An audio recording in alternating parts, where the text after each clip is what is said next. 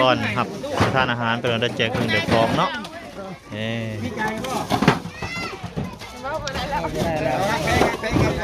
แพงกอดกัน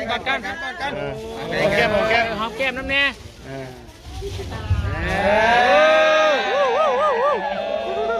หายแล้วไปเลยหายแล้วโอ้น้ำตาออกเป็นอะไรน้องเราก็ได้น้ำตาซึมดีใจแห้งเมียต้องหอมน้ำเร็ว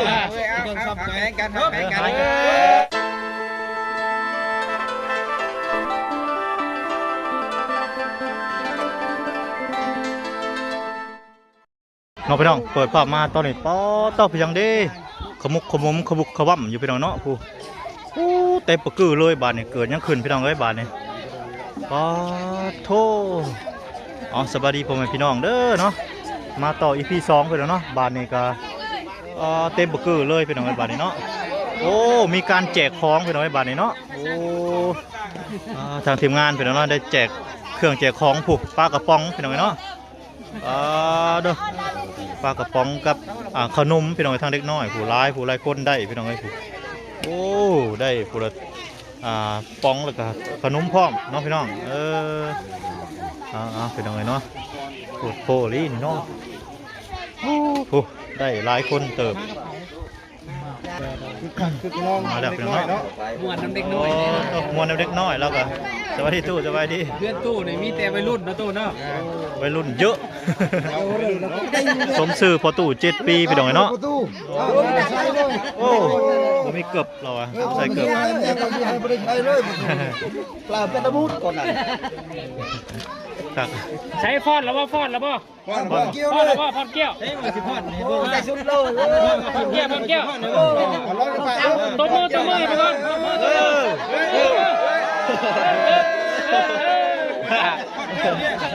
เกี่ยวอีกตัวมือเงือกเนี่ยเรางงเลย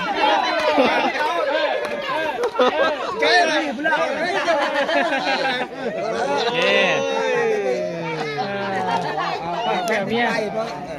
้องมื้อนี้ก็เป็นมื้อแห่งความอบอุ่นความสุขพี่น้องเนาะทางน้องๆทางพ่อแม่ญาติพี่น้องพี่น้องเนาะมาเต่ามาโฮมได้เครื่องได้ของเนาะก่อนครับทานอาหารเป็นได้แจกเครื่องได้ของเนาะ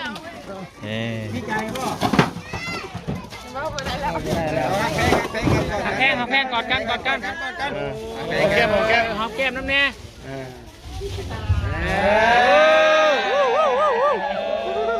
หายแล้วพี่น้องเลยหายแล้วโอ้น้ำตาออกพี่น้องเนาะเราก็ได้น้ำตาซึมดีใจแห้งเมียต้องหอมน้ำเร็ว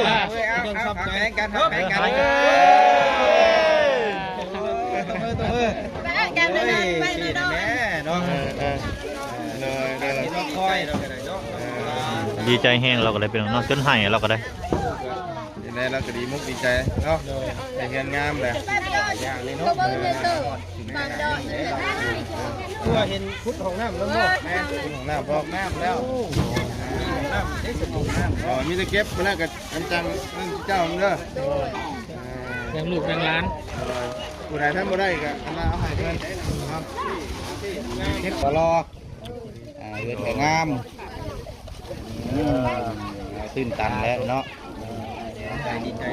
ตื่นตันพี่น้องเลยดีใจบ่ได้ขนมดีใจบ่ว่าดังขอบใจเพิ่นแน่ขอบใจเพิ่นดังๆแน่ขอบใจเด้อว่าสิบอกแม่น้องล่ะน้อยบอกเพิ่นน่ะ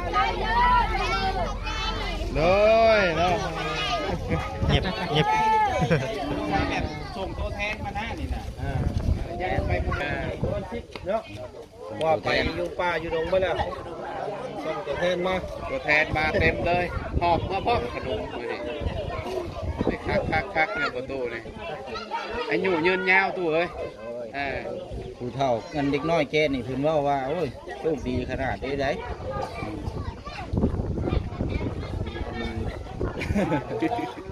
ง่ายจ่ายยาวlâu có lâu rồi thì mà leo xếp thi đấy nó còn muốn thảm nữa vậy nữaเพราะว่าโอ้ตกใจแท้ มาแต่เถื่อแล้วบ่เคยจื้อไผจักคนเลยเนาะสิให้เราถามสิให้เราช่วยแต่ละคนนี่พี่น้องเนาะโอเคเอาสิเริ่มจากผู้ใดเนาะก่อนนี่เนาะเริ่มจากอันเบาผู้นี้ก่อนไปบอกผู้นี้เนาะชื่อได้ใดผู้นี้เด้อบาดชื่ออยู่บ่ ยังเขาก็ได้เจอ เอามีชื่อไผเอา เอาชื่อไผ ชื่อ บอก ไผ แล้ว นำนี่ชื่อไผ เสียง เสียง มีโล มีโอไปอีกว่าเลย ไปอีก อันนี้เนี่ย เราซื้อที่ไผได้บ่ไผอันนี้ เขาดู ลืมเลย เอ้ามือวานนี่ก็เข้ามามือเช้านี่ก็เข้ามา อันนี้ยังเขาดู ลืมแล้วเอาก็เข้ามาเนี่ย อันนี้มาพูดอันนี้ก็เต็กเลย เจ้าชื่อแล้วบ่เราสิเอาเสาเฮือนเจ้าคืนนั่นมื้อนี้น่ะ เบาบุญ เอ้ยตัวยัง เบาบุญ บุญยังมี2บุญได้เราซื้อบุญเราก็แห้งต่ออีกเนาะ ไม่มีแล้วยังไง เนาะ เราลืมแล้ว ผู้นี้ได้ใส่แว่นผู้นี้ใส่แว่นผู้นี้ผู้แจกปลากระป๋องนี่ขอบคุณคือกันจืดได้เคย ได้ ผู้ว่าแต่ผู้ว่านี่ ผู้ถามเจ้านี่ใครผู้เอาเสื้อให้นี่ ลืมแล้ว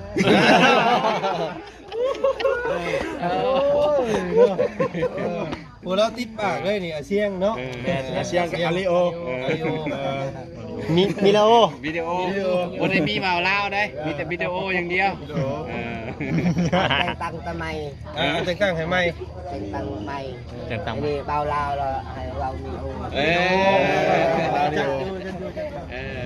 เนาะคักประตู โดยเนาะ เนาะเอาสวัสดีเด้อทางลูกหลานบ่มีหยังเด้อผู้ตู้เด้อปัจจุบันสุโคตนี่มีแต่ว่าหักแพงเด้อหักแพงคือเก่าคือเดิมเนาะบ่มีหยังเนาะมีแต่ว่าเอาขอก่อนน้ำแน่เด้อเอาหักแพงกันเด้อเอาพี่น้องหักแพงกันเด้อบ่นี้เด้อร่ำรวยๆเด้ออย่าลืมเด้รับชื่อก็บ่ได้เด้อ ขนาดซื้อยังไม่ได้เจ้าอยู่บ่6ตัวอยู่ เอาได้ถึงเทื่อเราให้โชคเนาะ มแมลงพันธุ์ดีอ่ะเจียวโอ้คักแม่ มันให้เราฮู้แน่สบายนี้เนาะอันนี้เบาเสียงเอาเนาะ บ่บุญสารวัตรเด้อสารวัตรอันนี้บ่บุญบัดป่าอันนี้เบา มาหน่อยเชียงราย บ่น้อยเชียงราย โอ้ย อันนี้เบาเพิ่งเคยล่ะเบาเพิ่งเด้อเพิ่ง เบาเพิ่ง เพิ่ง แมนเพิ่งตอดนะ อันนี้เบาลาว เบาลาว อันนี้เบาจันเด้อ คิดออกแล้วเนี่ย เบาจัน ทนขึ้น เบาลาว ความจำสั่นเนาะ เบาเพิ่ง เอา โอเค เบาเชียง เบาเชียง เบาน้อย เบาน้อย เบาน้อยเชียงรายเชียงราย เชียงราย เอาต่อมา บาบุญ เอาบุญยังเบาบุญยัง เทลวัน บุญสารวัตรผู้นั้น นี่บุญสารวัตร บุญสารวัตร อันนี้เบาบุญยัง นี่เบาบุญ อยู่ในป่านะ บัวป่า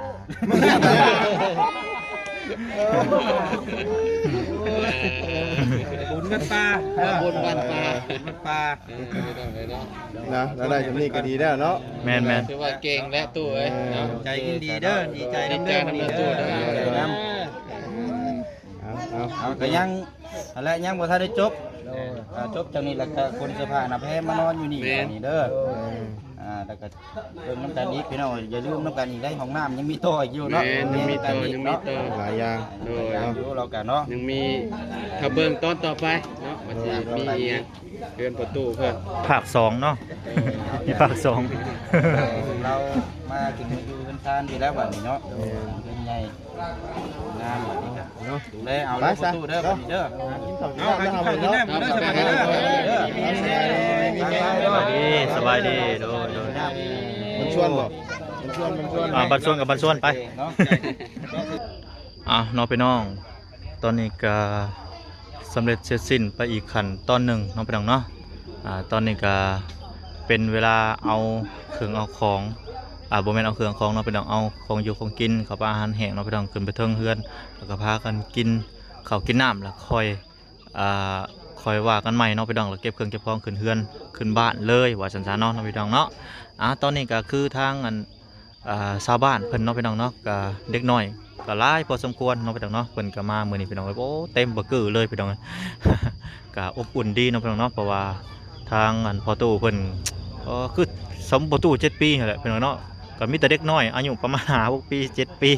มาเต็มเลยพี่น้องเนาะมาเต่าโฮมกันเนาะมา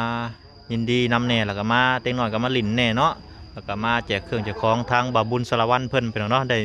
มีปลากระป๋องพี่น้องเนาะบาบุญบ้านป่าพี่น้องเนาะขอโทษขออภัยบาบุญบ้านป่าเพิ่นมีผู้ใหญ่ใจดีเนาะพี่น้องเพิ่นก็ได้สมทบเข้ามาเรื่องปลากระป๋องแล้วก็ขนมเนาะพี่น้องเนาะแล้วก็แจกได้จ่ายไปแล้วพี่น้องเนาะโอ้พี่น้องก็ทางประตูเพิ่นก็ตัวพี่น้องเนาะดีใจหลายมีคนหลายเนาะพี่น้องมาต่อมาโฮม